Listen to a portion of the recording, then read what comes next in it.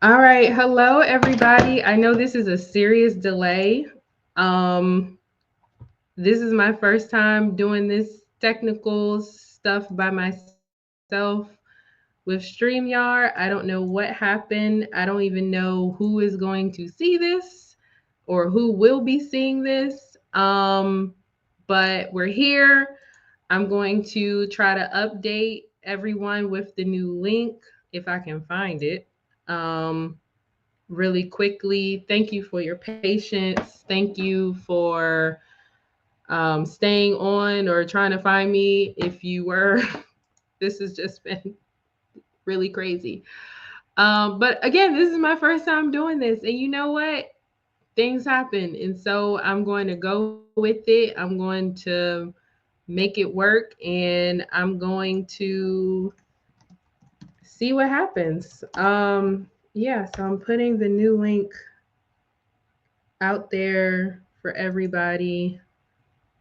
Um, just give me 1 second.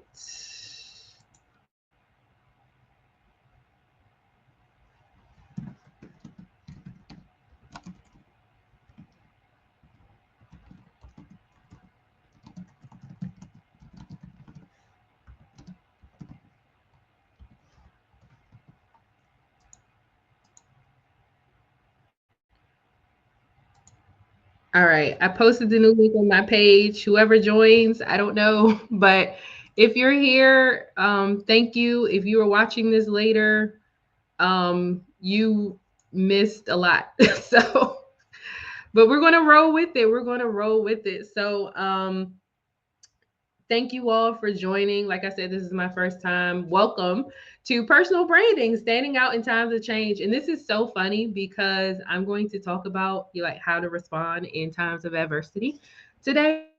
So this is how I'm responding. I'm showing up. I'm making it happen. I'm going to roll with the punches. So technically, this was only supposed to be 30 minutes starting at 2. So I'm going to speed through as much as I can. Um, I'm going to fast forward a little bit through my script here because some of this kind of doesn't matter anymore. But while I'm doing that, if you're on, please put who you are, where you're from, what you do in the chat. This is a great opportunity to network. Um, and yeah, so let's get started. I wanted to start today with a true story that I had. So just the other day, I was sitting talking to one of my great friends. She's a serial entrepreneur.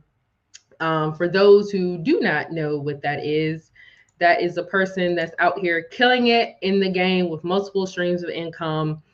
But she sat back and she sighed and she said, you know what? I spent decades becoming someone in one world just to realize my brand isn't even about where I worked or what I did. It's about who I am. And she is 100% right. Whether you are running a food truck, you are leading a Fortune 500 company, an executive for an agency, a lead defensive tackle in this upcoming draft, who you are is a major part of your brand, your personal brand. And it's beyond your social media profile or the bullets on your resume. It's the story that you've been writing all along. And that story travels with you no matter what door you decide to enter, whether you stay in one industry or go to the next. Your personal brand is what you build. In today's class, that's what we're going to talk about. And so while I was sharing that, I'm sure some of you were nodding, like, yeah, I've been there. Yeah, that's me. And that was me also. And that's how I got into the importance of personal branding because whether you are a sports agent, an athlete, you've felt that pressure to not just be good at what you do, but to be known for it. And that's exactly what I'm going to try to tackle in the next 30 minutes. Just no fluff, no theory, just practical strategies that I've put together for myself and that I put in practice for my clients every day. And with the obstacles that we've had to even get this started, um, personal branding is definitely something that I'm going to display to you today. Um, when technology doesn't work, when the stream link is not right, when it disappears, I still show up. I'm still myself. I'm still going to provide a service that I said I'm going to provide. That's who I am. I'm accountable, I'm dependable, and I get it done. And that's just who I am. No matter what door I enter, that's how I show up. And so, for those who do not know me, formally, I'm Brianna Head, and I'm the CEO of Brands by Bree Communications Consulting. We are a boutique authenticity and reputation, or A&R, I'll get to that in a second, firm specializing in brand identity and the execution of PR campaigns and partnerships. Long story, long explanation, but in short, we discover brands, we partner with brands, we illuminate brands. And that's just something that I've always been passionate about. I'm a communicator, I'm a connector. That's who I am, that's who I do. And so before we dive into today's topic formally, so as you could see, the technology wasn't being nice to me today. But what's supposed to happen is you're supposed to get this recording afterwards. It's supposed to save, it's supposed to be available. So if you're not available right now, you can watch it later. If you want to go back and watch it, you can. So thank you for being gracious. Be patient with me. If the recording doesn't automatically pop up and save, you will get it. Because I am a little bit over time, actually a lot of it, because I should be wrapping up soon right now, Lord Jesus. Um, if you have any questions, I can hop over to LinkedIn and see if anyone's on and has any questions for me, and I can answer them. But if not, I'll share my information at the end, and feel free to send me your questions and then I can answer them. So let's go ahead and talk about why we're here. So, in the last 6 months, really in the last week, we've seen a lot of changes, not just in the world, but more specifically across multiple industries. Executives are completely rethinking how they build and monetize their platforms. Federal agencies are pushing through the most unprecedented reduction in workforce that I've ever seen in my lifetime. And media outlets have transformed how they select and engage with experts. That even looks different. And don't even get me started on sports. In this landscape of NIL, which has drastically changed college sports and what that looks like, and the AI powered performance analytics that changes how agents even scout players these days. And then there's social media being everywhere and accessible that has allowed athletes control over their personal brand and market value. And here's what's interesting: the people thriving through these changes aren't necessarily the most experienced or talented, objectively speaking, of course. They're the ones who figured out how to build what I call sustainable A&R visibility. And I'll explain what that means on the next slide. Boom, there we go. All right, so A&R. In the music industry, you have an A&R. That stands for artists and repertoire, or in short, they just call it A&R, and they oversee the artistic development of recording artists and songwriters. For the clients that I've served, I've taken that concept and switched it up a little bit. In my practice, the A stands for authenticity and the R stands for reputation. And if you're thinking, oh, great, another regular session about authenticity, I promise you this is not that. This is going to be completely different and very personable. And I'll prove that by sharing a story with you, maybe two stories, about how I confirmed my A&R standard theory. So one of my clients, she's a serial entrepreneur. I explained what that was earlier. She's an advocate, she's a thought leader. And when I met her, she struggled to build her social media presence. She kept posting what she thought she should post on Instagram and Facebook, like contract announcements, holiday greetings, networking selfies, the whole boring highlight reel thing that you see on most executive pages. But nothing was sticking really. And then one day, of course, after I came in, she shared a candid post on LinkedIn about how she built her company while going through the most tumultuous divorce you could think of. That post didn't just go viral, it led to paid speaking engagements. She got meetings with new leads for business and media outreach. Media was seeking her. Why? Because it was real, it was relatable, but yet it was still completely professional. Vulnerability is part of her brand. Embracing imperfection, that became like her superpower. Showing her true self created deeper connections than any polished facade ever could. On the other hand, I have a client who is completely against sharing any personal parts of herself. And that's okay because personal branding doesn't have to be so personal. Instead of forcing her to do a day in the life video content, we leverage her natural analytical style through LinkedIn case studies and detailed newsletters. Her approach established a reputation of accurate, accessible content, which attracted C suite executives and speaking opportunities, proving that thought leadership worked best for her and it reflected her true interests and passions. This is what I mean by the A&R standard. It's not about choosing between being authentic and being strategic. It's about finding the sweet spot where they meet. This formula for a reputation that precedes your physical presence creates a true brand alignment. And you can decide what that sweet spot is for you because it can be different.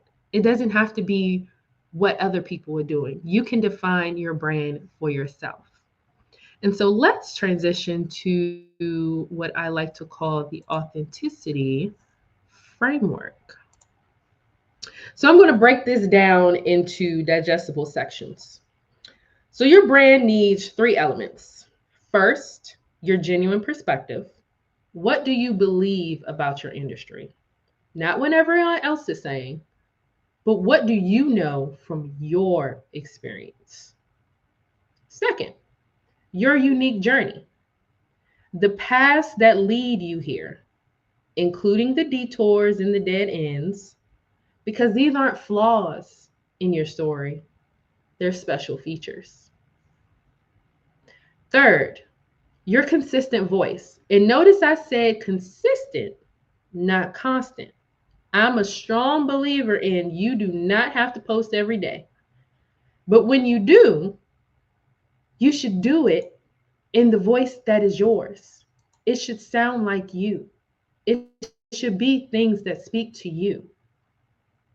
And those are the three parts of the authenticity framework. And so I have a case study with you that I'm going to talk about. He's an athlete. I'm sure you all have heard of him. His name is Michael Phelps.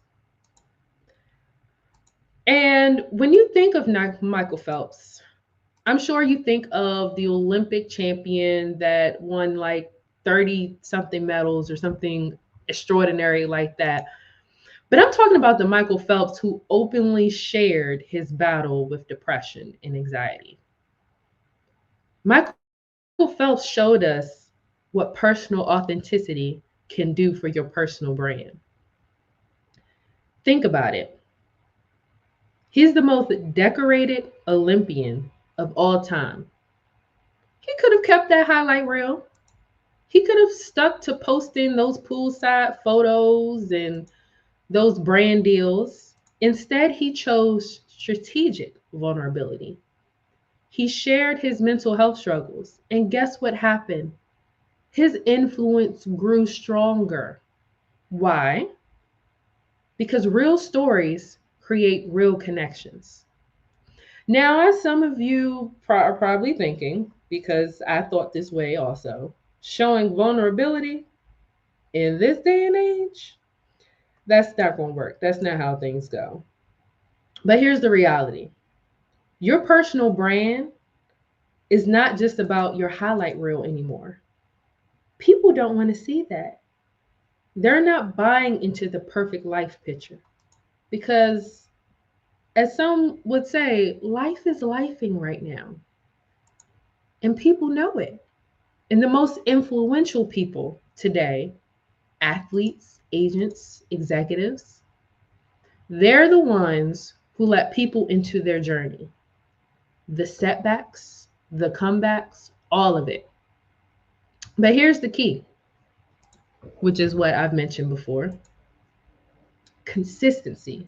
And you'll keep hearing it today. Consistency matters. So if there are any agents or talent managers on here, if your client shares their mental health journey on Instagram or in an interview, but then they act like everything is perfectly fine when you see them again, like, oh no, I didn't say that, or it's not that deep, that disconnect kills credibility because you open a door that now you're trying to close. So make sure your client is comfortable with the brand identity that they are choosing to present and that it's authentic to them. Their story needs to align everywhere: social media, press conferences, brand partnerships, all of it. It all has to make sense. It all should be cohesive. This brings me to value based sharing, specifically for athletes. Again, talent managers, agents, if you're on, if your client has expertise that goes beyond their sport, maybe they've, I don't know, mastered time management or have unique insight about leadership off the field, that is golden. Share it, create the content, pitch the media, create those aligned partnerships. That 360-degree view brings longevity and nurtures connections. And finally, what you see on here, let's talk about trust. I know, right? Trust. In an era where everyone's questioning what's real, transparency isn't just nice to have anymore, it's essential. And people want to see it. So when your client does great, great. When your client messes up, and I'm sure they will because we're all human, own it. People are out here messing up on a daily. Trust me, I know you've seen it. I won't name any names on here. But what sets apart those who have a true brand management system is how they respond to that adversity. Do they ignore it? Do they lash out? But hey, if lashing out is a part of your brand, no judgment, go for it.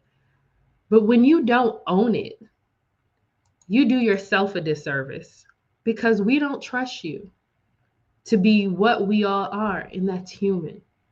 So be a human, don't be a robot. Even Beyonce is showing more of her human side. And that woman has the most flawless A&R brand management system known to man. So if she can do it, you can do it. But remember this, that authenticity isn't about sharing everything. It's about sharing the right things consistently in a way that adds value. That's how you build a personal brand. And it can last as long as you want it to. But most importantly, it can have true impact on your intended audience.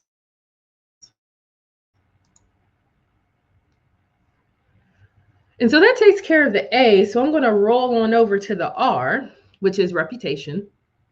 And I know that reputation is not just about what people say about you, it's about what they can Google about you, what they can find on your Instagram, what they can find on your LinkedIn, on your Twitter. Think about it. The most respected person in your industry or workplace right now, that one person whose reputation seems bulletproof. I'll bet they didn't get there by accident. They built that reputation brick by brick, decision by decision. And that's what we're talking about here. True reputation management. It's built. And when it's done right, it can be built to last. Not just a personal brand that looks good on Instagram, but one that stays on when you cut that camera off. Let's start with your foundation. I know you've heard it, simple truth. Your word has to be your bond. In our world, whether you're closing deals, leading teams, or competing at the highest level, people need to know that when you say something, you mean it. When things go wrong, because they will, you own it. Whether you spin it, give excuses, or you give straight talk and clear action, all of that is part of your brand. It's a part of your reputation. People know it, people recognize it, whether you're in the office or on the field. It's a part of who you are. Being prepared isn't just about showing up and being ready all the time. It's about showing respect for others' time and trust. Because who wants their time and trust wasted? It's enough of that going on elsewhere. So be you, whoever that may be. No matter what flaws are included in it, be that person and be honest about it. Now, the next part is protecting your name. And that's a full-time job these days. So every partnership you accept, every post you share or reshare, even every person you bring in your circle, they all reflect back on you. Before you sign that deal or hit that post button, ask yourself, will I be proud of this 5 years from now? No, actually, I take that back. 5 minutes from now. Will I be able to, what they say, stand on business with this? If not, maybe it's not in your brand alignment because your reputation isn't just about today's headline, it's about tomorrow's legacy. And here's where things really get interesting: growing your impact. The most powerful reputations aren't built on what you achieve, they're built on who you are along the way. So share what you know, help others, create value that goes beyond what your job title is. The people who do this, they never have to worry about the next opportunity because the next opportunity will find them. And finally, which goes along with that, leaving your mark. In any industry, we're all chasing the same thing: success. Because the ones who really make history, they stand for something bigger. They build bridges instead of building walls. They're making decisions thinking about how this may impact their now and their next. It's not just about the results they're getting. It's about the results they will see in the future. So on this slide, here's what I want you to remember. Your reputation isn't what you say about yourself. It's about others, what others say when you're not in the room. So build it with intention, guard it carefully, and use it wisely. Because at the end of the day, careers can end. Trust me, I know. Records can get broken. But having a strong reputation, that can last forever. And so I wanted to tell a quick story. Um, let's see if I still have time. I might still have time. So if you don't know Jim Tanner founded Tandem Sports and Entertainment. And I believe right now he is the current exec or some current exec at UNC. And I've met Jim 3 times in my life. When I was in college, when I had just graduated from college, and then not that long ago, I believe it was sometime last year after I've established myself and my firm and everything. And every single time I engage with him, he's the exact same person, no matter what's going on in the news. And this man has been an agent for some of the top talent in the NBA. So he's a busy man. And when you see him, you know he's got his phone in his hand, might just got a phone call, everything, but he's always personable. He's always approachable, and he's always truthful. And I've always loved that because, again, I've seen him in different stages of my life and my career. And no matter what, because I know every time he sees me, he doesn't remember me, which is fine. That's completely fine. But he's always the same person, and he always leaves me with the same feeling that he left me with before. That he's a good person. And so I don't even know if he does this on purpose. Maybe he does. I don't know. But that's part of his personal brand. And then even just recently, the commissioner of the CAA, I didn't tell him I was going to talk about this today, but he's my newfound friend Joey. He is a wonderful human being, and I had the pleasure of working with the CAA um, tournament in Washington D.C., their championship tournament at Care First Arena, with working with the media team, and he's the commissioner of a whole college league. But he was so personable, shaking hands, asking people how they were, asking people if they need anything. I was watching that, and I just thought that was so commendable. And we talked, and like he said, he's my newfound friend that I can call and talk to when I'm in town and have a coffee or anything. And so those are great examples of people who are executives in sports that have terrific personal brands. And I could go through a whole list, the Nicole Lenz of the world, um, the Russell Wilsons of the world. There are so many people who have such a strong personal brand. Even the Shannon Sharps, the Stephen A. Smiths, whether like them, love them, whatever, they all have a personal brand. And shout out to even Paige Buckner. She is a young woman who will be entering the WNBA very soon, and she's going to do great things. But I've been watching her for a couple of years, and how she is on and off the court, how she's in press conferences. That young woman has a terrific, strong personal brand, and it definitely speaks to her success as an athlete. So shout out to her. And so I'm going to move on to my next slide,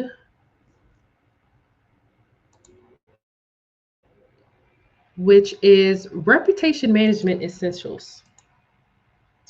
So, after you, I don't know, order food or get off a customer call, they usually ask you to take a survey or rate your service. And so, whether you believe it or not, we do this with each other. We rate our engagement with each other. We might not do it the same way, but we have our own way, of course, of rating each other. And so, um, story time. Let me tell you about a call that I got from a brand partner. Um, One of my clients had a brand partnership, and I got this call at like 2 in the morning. And I was just like so confused because yes, they're on the West Coast, and I'm on the East Coast, but I'm like, why are they calling me at 2 a.m.?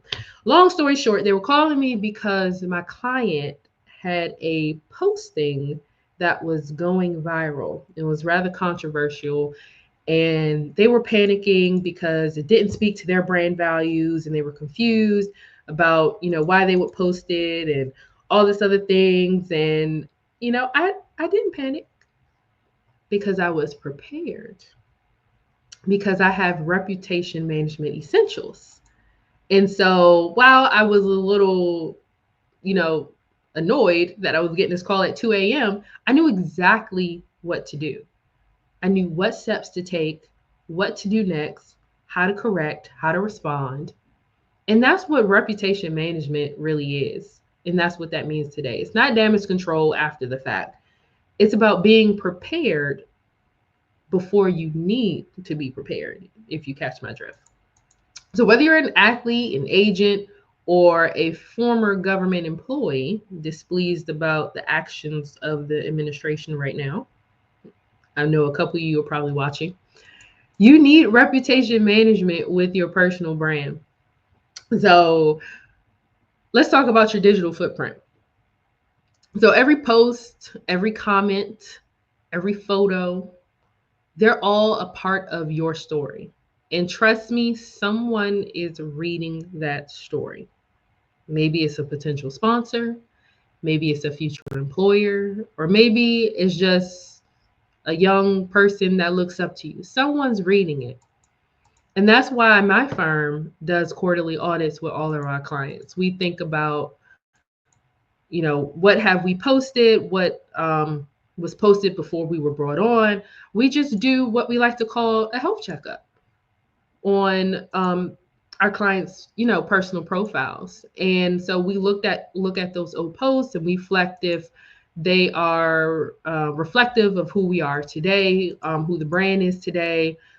We even review like privacy settings on their websites to make sure it's reflective of the brand alignment of today. It's just a complete checkup, and we just ensure that that digital profile responds equally to that brand's alignment of today. And so everyone should do that every once in a while. I mean, if you're not a business, maybe do it once a year. If you're on the job hunt, you should maybe do it a little bit more frequently because people are looking at what you're saying, how you're saying it, how you're presenting yourself online. And that's a part of your personal brand. So um, make sure you do that, but don't just stop there, because a lot of people just think that cleaning up their social media is, good enough. But in today's world, you're just one viral moment away from like the biggest challenge of your career. Trust me, I know. And the time that you take to prepare and prevent is time well spent. And so that means having those response templates ready for different scenarios. If you're in an interview and someone asks, we were on your LinkedIn and we saw, what you posted about, okay, I'll go there, about DEI recently. How are you going to respond to that? Especially even athletes or agents, when you're in these brand partnership meetings now, that kind of stuff is coming up because it's such a very sensitive time. Certain keywords, certain phrases and everything. So we have to be mindful about what we're saying and how we're saying it. And so take that extra step and to prepare. If you're asked about something, how are you going to respond to it? And then have trusted advisors around you that are willing to give you feedback and tell you the truth. And that leads me to narrative control, which is crucial. The biggest mistake I see, especially with athletes and executives, is letting others define your story. If you don't tell your story, someone else will. And they might not, actually, probably won't tell it the way you lived it. When challenges come up, and they will, address them directly. authentically. No corporate speak, just real talk. And finally, um, opportunity and opportunity leveraging. That's what I like to call it. Every setback has a comeback story waiting to be told. So here's the key: document the journey. When you're going through tough times, keep records, take notes, keep a journal, do voice notes, whatever works, because one day that struggle will become part of the story of growth. And people connect with that. They connect with that journey way more than the story of the perfect perfection life. And so here's what I want you to remember from this slide: your reputation isn't just about avoiding mistakes, it's about building something strong enough to withstand them. Because in our world, it's not if a challenge will come, it's when. And when it does, the work you do today will determine how you come out tomorrow. So start with that audit, build those protocols, own your narrative, and always keep track of your journey, because your reputation is something that you can't buy, but it's certainly something you can build. And as long as it takes to build it, it only takes a second to destroy it. And so now I would like to move into what I like to call unsolicited advice. So here's a little bit about my background. So growing up, I unknowingly became known as like the know it all. I didn't want to, and it wasn't anything I was trying to do. I just want to see people win. So I always gave what is known as like unsolicited advice.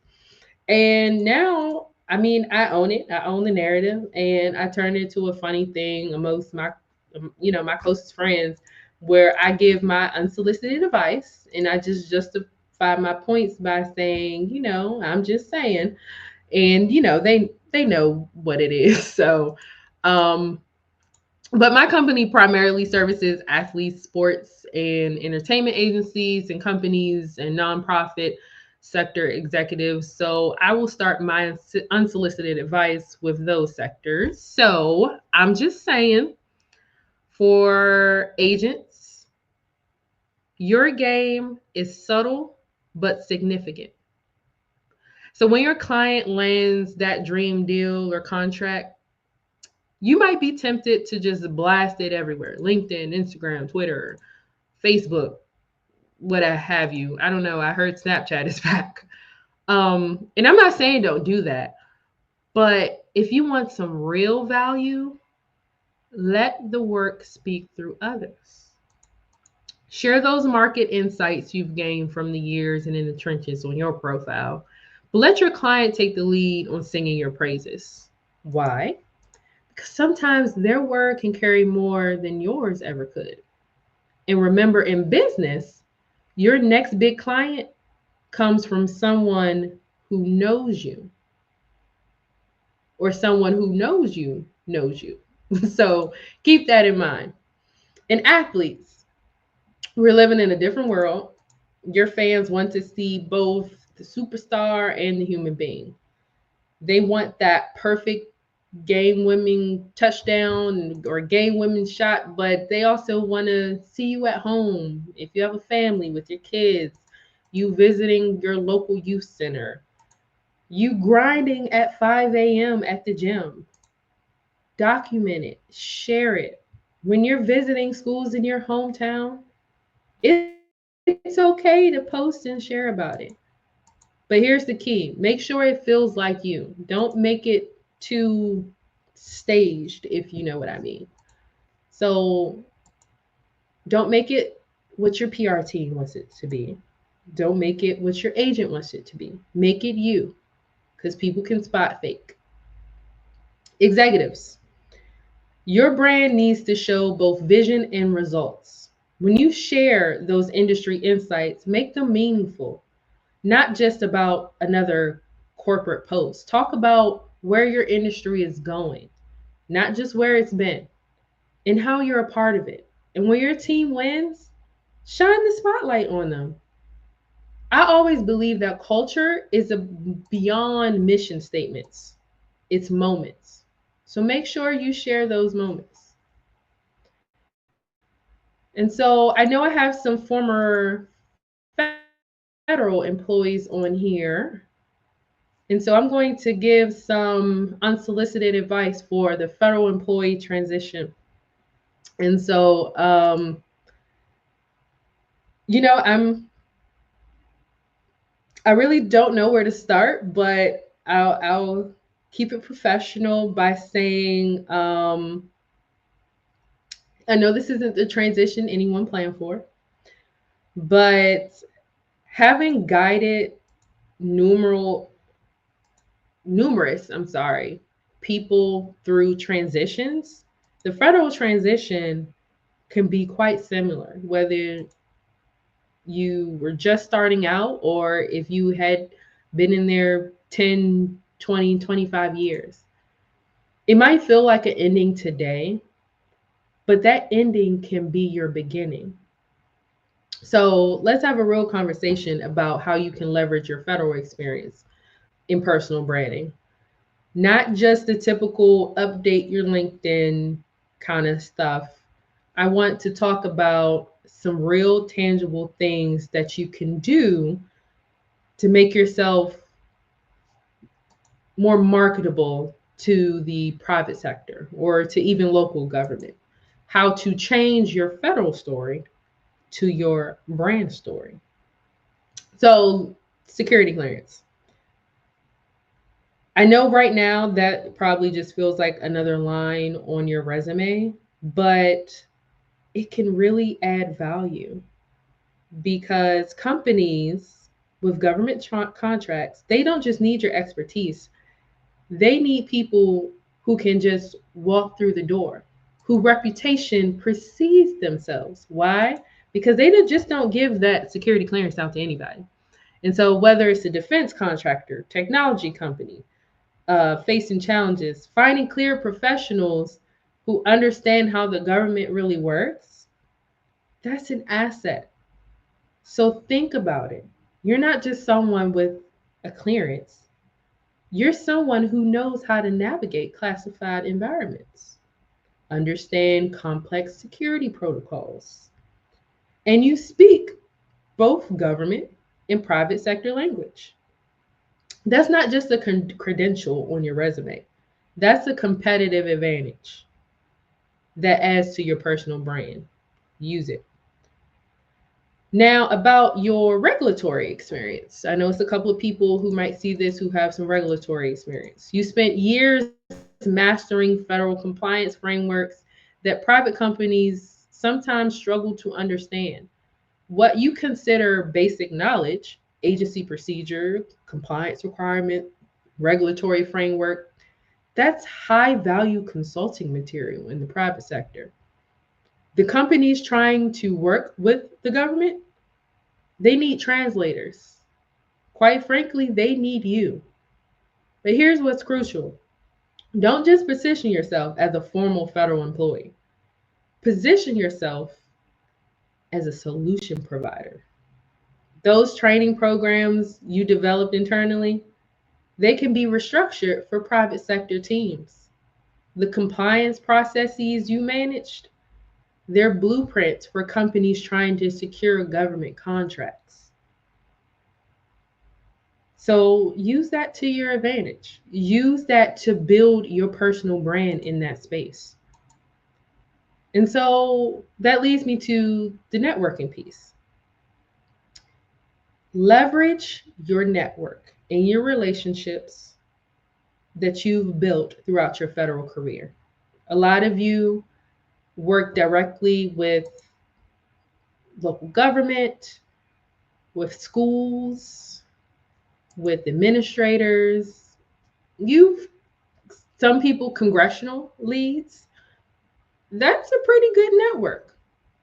So LinkedIn should be your best friend right now. It's not just a social media platform. It's not just for broadcasting where you are in life. So do something with it. Add value. Write about what you're seeing, what's happening, what you know. Explain those complex regulatory issues in simplistic terms. Your next might be reading in it. Because also on LinkedIn, people who are connected to people who you're connected to might see your content if that person likes it. So you never know. So use LinkedIn to bring your knowledge to the forefront and build your personal brand. And so with that, oh yeah, I wanted to talk about media pitching. So by trade, I am a publicist. I I work with a team of professionals to develop PR strategies. So whether you are an agent, an athlete, or an executive, you can pitch to the media, whether you're pitching yourself, whether you're pitching a concept, whether you're an agent or an executive and you're pitching a client. So I just want to talk a little bit about pitching yourself in the media. I am by no way saying that I am a media expert, media pitching expert, but I've been doing it for a little while. And I tell you, media pitching is a sport. It's truly a sport. And perhaps that's why I fell in love with sports PR in general and branding, because I just was, in terms, running track with these strategies. Um, and so I'll give you an example about something that I pitched recently. It was the same content for the same company, same announcement. One got picked up, one didn't. The difference wasn't the news, it was how I pitched and my timing, because timing is important. So think of media pitching like a spotlight. It's not just about being in it, but knowing how to position yourself once it finds you or opportunity finds you. So every successful pitch isn't just about getting the top coverage. It's about building that foundation and building that relationship with the journalist. And so when it's done right, um, you can turn that news into something bigger that shapes the whole news cycle for that publication, that industry, that um, local area. It just depends on where you're pitching. And so first things first, your subject line, the headline. I know you've heard it. You got about 3 seconds to grab a journalist's attention. That's true. There's no exaggeration. That's it. 3 seconds, and either they're deleting your email or they're putting it in the comeback folder that never gets come back to. So I don't have a magic formula per se, and I'm no expert, but I have a couple of journalist friends, and they say definitely data, numbers, posing a question or having some kind of controlled controversy definitely catch their attention. So, for example, if I'm working with a young athlete, I wouldn't say, athlete builds successful NIL brand. I would say how this 19-year-old athlete built a $20 million NIL empire. They are more likely to open that one than the other one because it's memorable, it's interesting, it has numbers, it has call to action. People can learn from what this person did. So make it interesting, keep it under a certain amount of characters. Um, Targeted story angles. Um, Keep in touch with what's going on in the news. Journalists live on Twitter. I'm sorry, X. I guess that's what I'm supposed to refer to it as. And sometimes they're on LinkedIn, but certainly they're on X. So definitely keep that in mind and see what they're writing about, what they're talking about, what they're retweeting, what they're responding to. You want to make sure you're being relevant and interesting. and that is actually newsworthy what you're sharing. So one way to do that is to connect to what's already trending. And I just learned this term. I've been doing it, but I didn't know it was an official term. But newsjacking, that's when you just piggyback on a story that's like breaking news or a trending topic. So, um, like, I'll use NIL for example. When everybody was talking about NIL, and they still are with these landmark cases that are happening right now, a smart agent or NIL agent rather might pitch their client in saying that not like, this, UNC student gets new NIL deal. They'll pitch them as a expert who's living the NIL landscape. And so they'll want to talk to them because they're living it. They know it. They know exactly what's going on. They have experience. And so that keeps it timely, that keeps it fresh. And so and then speaking of timely, there's like recognition months. I think this is financial literacy month.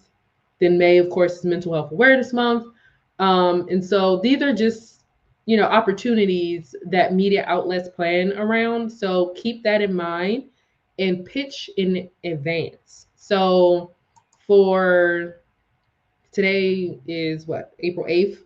So you still might have some time to pitch a May mental health awareness story, but you want to pitch in advance because the newsrooms are getting smaller and smaller, and so they want to ensure that they have their calendar packed and full as soon as possible. And so pitch frequently, pitch early, and then provide a quote. And I'm not just talking about any old quote, like generic corporate sounding quote, but something memorable um, that they can use. Journalists definitely like to have something that could be reshared on social media as kind of a teaser.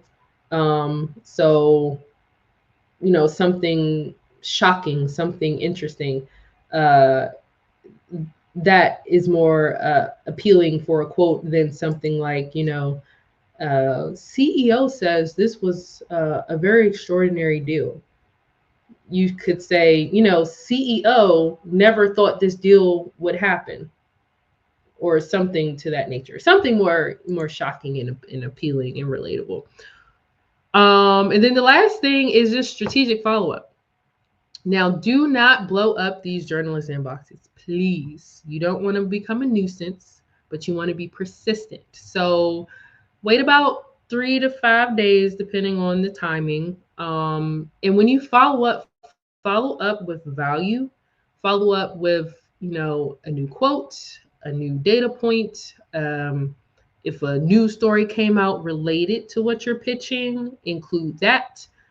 Um, just make it of value. And, if they pick it up, great. If they ignore it, that's fine also. But what you don't want to do is just to dump them with too much information too many times, because then you will definitely get ignored. So I just wanted to mention that, and I encourage you to pitch yourself if you have time to do so, and if you find something newsworthy. And so, we have some things coming up. Definitely, those recognition months are a good opportunity. So take a look at a calendar, Google, see what's coming up, and yeah, pitch yourself. And so, before we close out today, I know I've gone a bit over, so I'm not going to keep you too much longer, but I wanted to leave you with sort of an action plan of what you can do today, or this week rather, when you have time to really work on your personal brand. And so, the first thing is to conduct that personal brand audit. And so, take a day to go through all of your social media channels, go through, um, things that you posted on Facebook long ago that you thought was deleted or forgot was there. Just go through those things and, delete them, hide them, do whatever, uh, works for you. But you want to make sure your digital profile speaks to who you are today. And so I definitely encourage you to take a look at that and do that. Develop a content calendar.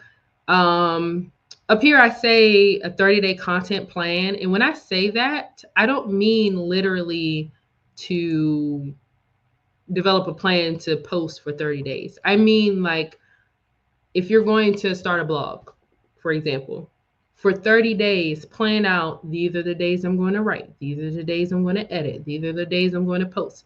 Plan out your content for 30 days. If you want to post every day, hey, that works for you. But don't feel obligated to post all the time, every day, every week, even. Post what's consistent for you, that you can be consistent with, and that your audience can digest. Because for some audiences, especially if you're a brand that is B2B, they might not be on social channels or every day, or they might not have time to read a blog every week. And so, plan it out for what makes sense for your audience and what makes sense for you. And then I want to challenge you to craft a media pitch. There are templates online. You can Google them. You can, use those. There is a tool called Quoted, Qwoted, I believe how it's spelled, and that's the platform that journalists use to seek out experts for publications that they're already in process of working on. And so I believe they have a free version and then there's a paid version, but check out Quoted, and pitch yourself, because you just never know. You might end up in Forbes or something. You just never know. And then lastly, create a crisis protocol. And I have that up there because a lot is going on. Tempers are flaring. We have thoughts, we have ideas. Everything is a controversy these days. And so, just have something, whether it's written down, whether it's in the back of your mind, whether it's in your notes on your phone, of how you're going to respond if you need to in a crisis. And I have what I like to call a board of advisors. And those are just friends and family that I run things by before I post it or before I share it. And they are so wonderful, so honest, and so helpful. And so, whether you are solo out here or you have a business, you can have your own board of advisors. And so, those are the things that I have for your action plan. But that's all I have for you today. I got through it. Again, I apologize for the technical difficulties of everything. I don't know if anyone is on or not, but if you are and you have any questions, I'll leave it for another 60 seconds to see if any questions come in. If you're watching this later, this is my contact information, so feel free to reach out. Feel free to share this with someone you think it might be helpful for. And I just want to leave you with continue to show up. No matter how your day is going, no matter what's happening, no matter just no matter what, show up. It doesn't have to be for anybody else. Just show up for yourself.